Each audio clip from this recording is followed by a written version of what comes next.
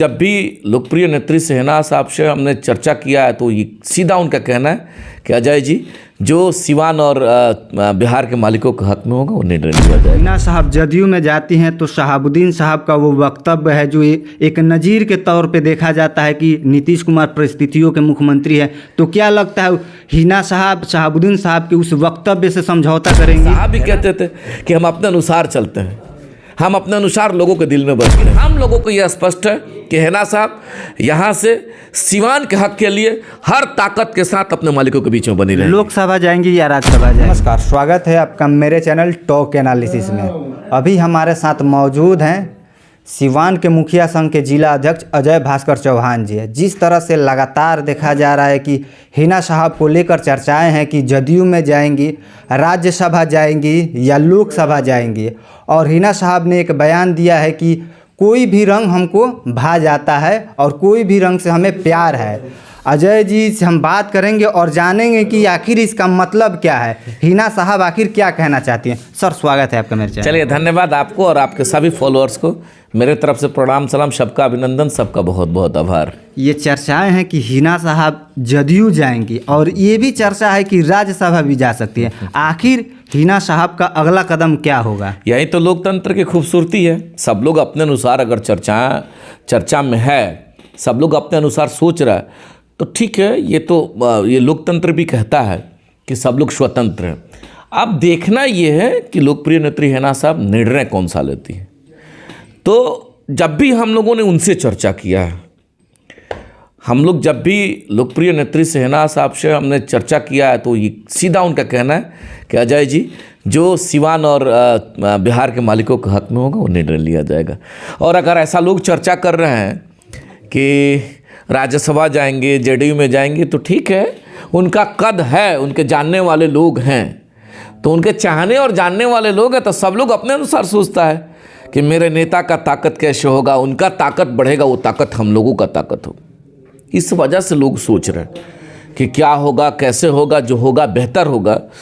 और उसके बाद आपका एक सवाल था कि मैडम का ये बयान था कि रंग से हमें कोई फ़र्क नहीं पड़ता है, नीला वाले लोग, पीला वाले लोग भी वहाँ पे मौजूद थे जब मैडम ये बयान बिल्कुल बिल्कुल। मैडम का जो कंसर्न था, मैडम जो कहना चाह रही थी, मैडम कहना चाह रही थी कि सिवान के मालिक और बिहार के मालिक, चाहे आप जिनको मानते हैं, लाल को मानते हैं, पीला को मानते हैं, हरा को मानते हैं, नीला को मानते हैं, सब लोग हमारे लोग हैं, सब लोग हमारे मालिक के रूप में हैं। तो सब लोग हमारे मालिक के रूप में हैं तो हमको किसी से कोई शिकायत नहीं है, हमको किसी से कोई शिकवा नहीं है, हमसे कहीं किसी को कोई परेशानी नहीं है, तो सब लोग हमारे हैं।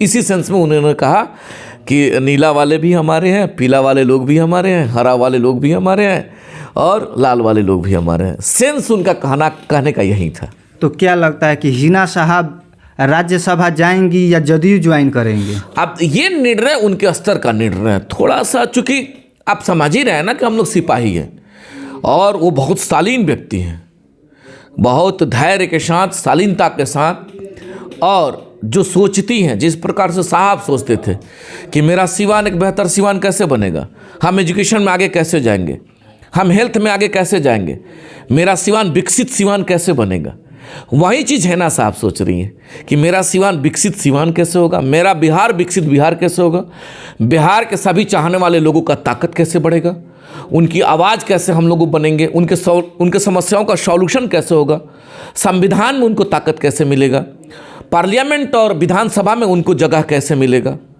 उन लोगों का अधिकार, चूँकि वहीं से अधिकार प्राप्त होना। तो जो हिना साहब सोच रही हैं कि कैसे उन लोगों का ताकत बढ़ेगा, यह समय के गर्भ में छिपा हुआ है। आने दीजिए, जो उनका निर्णय होगा वह बेहतर निर्णय होगा। ये आप कहते हैं कि सिवान और बिहार, तो क्या लगता है हिना साहब सिवान और बिहार की राजनीति करेंगी? आप कहते हैं कि सिवान और बिहार के हक में बेहतर फैसला होगा, तो हिना साहब लोकसभा लड़ेंगी या बिहार के लिए और बेहतर कुछ करेंगे? उसका वजह समझिए, पूरे बिहार में उनके चाहने वाले लोग हैं। आप देखे भी हैं नज़ीर के रूप में, बेतिया गए, वहीं भूजुम, दरभंगा गए। अब 205 किलोमीटर 13 घंटा का समय लगा दरभंगा तक पहुंचने में, तो कयास तो लगा ही जा सकता है ना कि पूरे बिहार में फॉलोअर है। छपरा गए, वहीं हालत है, गोपालगंज जाना वहीं हालत है। तो हम लोग तो देख रहे हैं ना कि पूरे बिहार में उनके चाहने वाले लोग हैं। तो यही तो उनका सोचना है कि घर से शुरू करेंगे तो बिहार तक जाएंगे, और बिहार के लोगों का प्यार तो बिहार के लोगों का आवाज़ बनेगी, इसमें गलत क्या है? उनका जैसा संवैधानिक ताकत लोगों के ताकत की बदौलत जब बढ़ेगा तो बिहार के मालिकों के हक में निर्णय लेंगे, कौन से इसमें गलत? बिहार के अगर जैसे सीतामढ़ी से हो, सासाराम से हो, भभुआ हो, बेगूसराय हो, बेतिया हो, मोतिहारी हो, कहीं से भी अगर उनके चाहने वाले लोगों को ज़रूरत पड़ा तो हेना साहब एक कदम चल कर उनके लिए प्रोटेक्शन का काम करेंगे, उनके सुख दुख में शरीक होंगे। तो कोई गलत तो नहीं है, जो होगा मालिकों के हक में होगा और बेहतर होगा। तो अगर ये भी चर्चा है कि हिना साहब राज्यसभा जाएंगी, तो अगर राज्यसभा जाती हैं तो लोकसभा नहीं लड़ेंगी? सब चीज़ निर्णय, ये सभी चीज़ों का जवाब आदरणीय हेना साहब के पास है। हम नहीं जानते हैं कि कैसे लोकसभा जाएंगे, लेकिन अगर हेना साहब लोकसभा राज्यसभा जाती हैं तो हेना साहब के ही डायरेक्शन में लोकसभा लड़ा जाएगा, इसमें कौन सा गलत होगा? उन्हीं के तो लोग हैं, उनके तमाम फॉलोअर्स हैं, और लोकतंत्र में ताकत किसके पास है? जनता के पास है। तो जब उनके चारों तरफ लोग हैं तो जो लोगों का निर्णय आएगा वो निर्णय तमाम आवाम के लिए निर्णय होगा, और उसी निर्णय के अनुसार हेना साहब एक कदम आगे चलेंगी। इंतजार करिए, जो होगा बेहतर होगा। अगर हिना साहब जदयू में जाती हैं तो शहाबुद्दीन साहब का वो वक्तव्य है जो एक नज़ीर के तौर पे देखा जाता है कि नीतीश कुमार परिस्थितियों के मुख्यमंत्री हैं, तो क्या लगता है हिना साहब शहाबुद्दीन साहब के उस वक्तव्य से समझौता करेंगी? हेना साहब बड़े आदर के साथ, शहाबुद्दीन साहब ने कोई कटाक्ष नहीं किया था, कोई हमला नहीं किया था, इसीलिए कि शहाबुद्दीन साहब सुलझे हुए व्यक्ति थे, और जेल से जब आए तो सरकार उन्हीं की थी। भाई तेजस्वी यादव जी डिप्टी सीएम थे, और साहब माननीय मुख्यमंत्री नीतीश कुमार जी थे। जब जेल से आए तो ऐसा तो नहीं है ना कि वो राजनीतिक व्यक्ति नहीं थे, उनके पास बहुत तजुर्बा था, बहुत सुलझे हुए व्यक्ति थे। केवल उन्होंने यही कहा कि वैसा परिस्थिति बना, संजोग वैसा बना, अब परिस्थिति उसको संजोग कह लीजिए, संजोग वैसा बना कि मुख्यमंत्री के रूप में नीतीश कुमार जी और हमारे नेता के रूप में लालू जी। अब उन चीज़ों को सोसाइटी में और मीडिया के साथी ने जिस प्रकार से रंग दिया क्या फ़र्क पड़ता था? अब उन चीज़ों पे जब आपका सवाल आता है कि क्या उससे समझौता करेंगी, भाई उन चीज़ों पे अगर कुछ गलत था तो सरकार में कौन लोग थे? राष्ट्रीय जनता दल के लोग सरकार में थे, बोलना चाहिए था ना, कहना चाहिए था ना, कुछ तो नहीं हुआ। अब उन चीज़ों में बहुत कोई दम नहीं है कि लकीर के फ़कीर को लेकर के हमारी सुलझी हुई नेत्री लोग साहब हेना साहब चलेंगी। सिवान और बिहार के मालिकों के हक में जो बेहतर होगा, हमको ऐसा उम्मीद और आशा है कि वही निर्णय आदरणीय हेना साहब लेंगे। यानी समझौता कर सकती हैं हिना साहब, समझौता कर सकती हैं। और शहाबुद्दीन साहब जिस तरह से कह गए थे कि लालू प्रसाद यादव हमारे नेता होंगे, तो हिना साहब अब दूसरे किसी को अपना नेता मान सकती हैं। हेना साहब बिहार के मालिकों को अपना समर्पण, सिवान के मालिकों में जो त्याग और तपस्या जिस प्रकार से लगा करके खड़ा है, अपने मालिकों के लिए वह समर्पण है। अपने मालिकों के लिए वो अपने हर वक्त अपने फैसला अपने मालिकों के हक में लेंगी। अब उसको सामने वाला लोग समझौता के रूप में देखे तो अभिनंदन है, सामने वाला लोग विरोध के रूप में देखे तो अभिनंदन है। हाँ, ये जरूर उम्मीद और आशा है कि जो निर्णय लेना होगा, हम लोग बार बार कहते हैं और वह भी कहती हैं, उनका बयान भी अपने सुना है कि सभी लोग हमारे हैं। तो सभी लोग हमारे हैं, उसको अगर कोई किसी सेंस में देखता है तो उनकी खूबसूरती है, यही तो लोकतंत्र है। और आप कह भी रहे हैं कि इसको समझौता के रूप में देखा जाएगा तो ठीक है, अभिनंदन है। साहब भी कहते थे कि हम अपने अनुसार चलते हैं, हम अपने अनुसार लोगों के दिल में बसते हैं। सामने वाला क्या सोचता है ये उनके विवेक के ऊपर, तो सामने वाला उसको क्या समझेगा।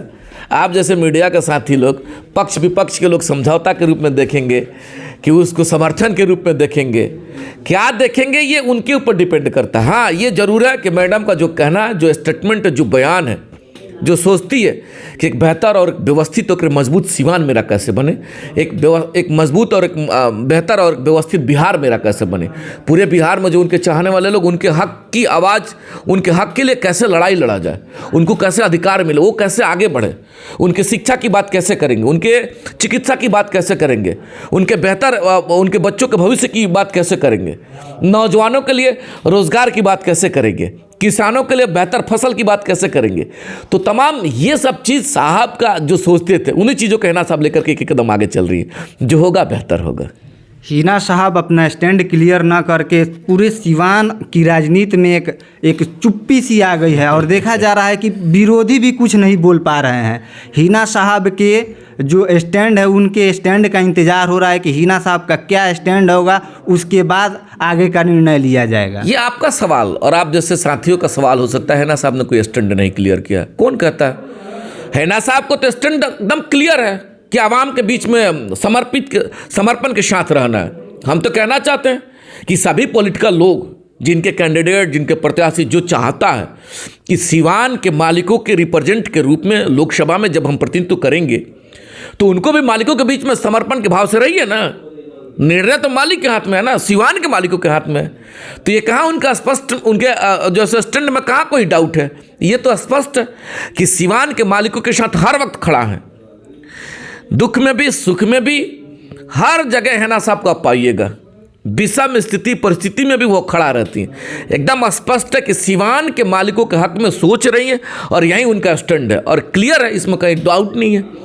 आप उसको किस सेंस में, आप जैसे साथी या विपक्ष के लोग या पक्ष के लोग किस सेंस में सोचते हैं कि यह स्टैंड क्लियर नहीं हो रहा है, तो ये उनकी अपनी खूबसूरती है।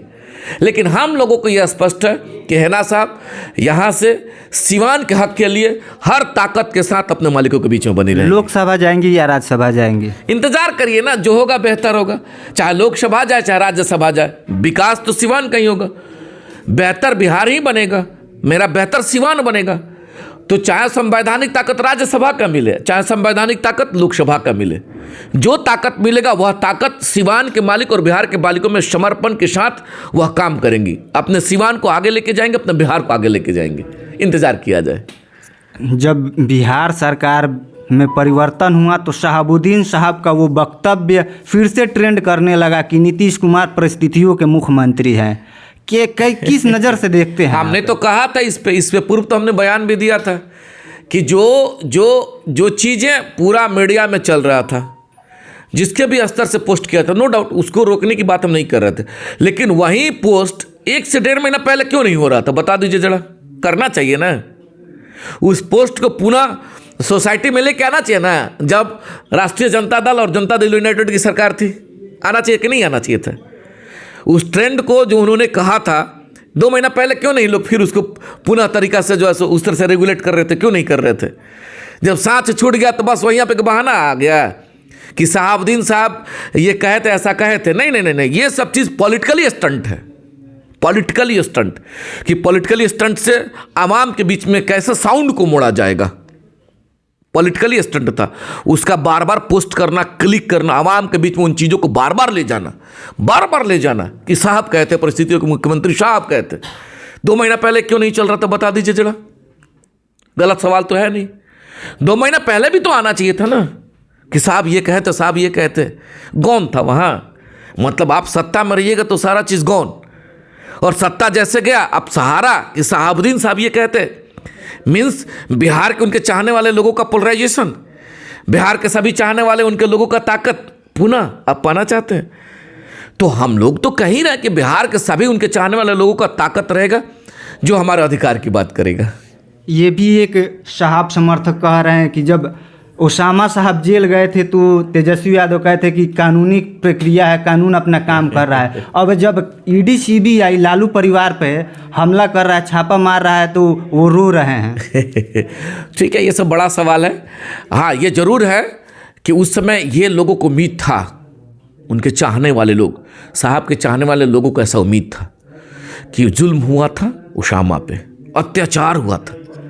ये जुल्म और अत्याचार का प्राइमरी स्टेज प्रशासन था, और प्रशासन किसके अधीनस्थ? सरकार के अधीनस्थ। न्यायालय नहीं, न्यायालय से तो निर्णय मिला कि पुनः आपके और हमारे बीच में बाबू हैं, लेकिन प्रशासन का प्राइमरी स्टेज पे रूल रहता है FIR करने में, इन्वेस्टिगेशन करने में, अरेस्ट करने में, भेजने में, ये सभी चीज़ों पे प्रशासन, पुलिस की अपनी कार्रवाई होती है, और पुलिस का यह सिस्टम था। और पुलिसिंग किसके अधीनस्थ होता है? सरकार का अधीनस्थ। तो उस नाते तो एक बयान लोग सोच रहे थे, लोग इंतजार में थे, कुछ तो पोलराइजेशन आएगा, कुछ तो पॉजिटिव बयान आएगा नेता का। नहीं आया, इसी वजह से लोगों में पेन था। अब इस पे लोग कह रहे हैं कि भाई उन पे जब गया तो आप एक बार नहीं बोले, आप पर आ रहा है तो आपको परेशानी दिख रहा है। यही तो हालात है, इसलिए सभी के परेशानी को थोड़ा सा समझना चाहिए। तो ये थे अजय भास्कर चौहान जी। अगर आप इनके बातों से सहमत हैं तो कमेंट बॉक्स में कमेंट करें और इस वीडियो को ज़्यादा से ज़्यादा शेयर करें। धन्यवाद।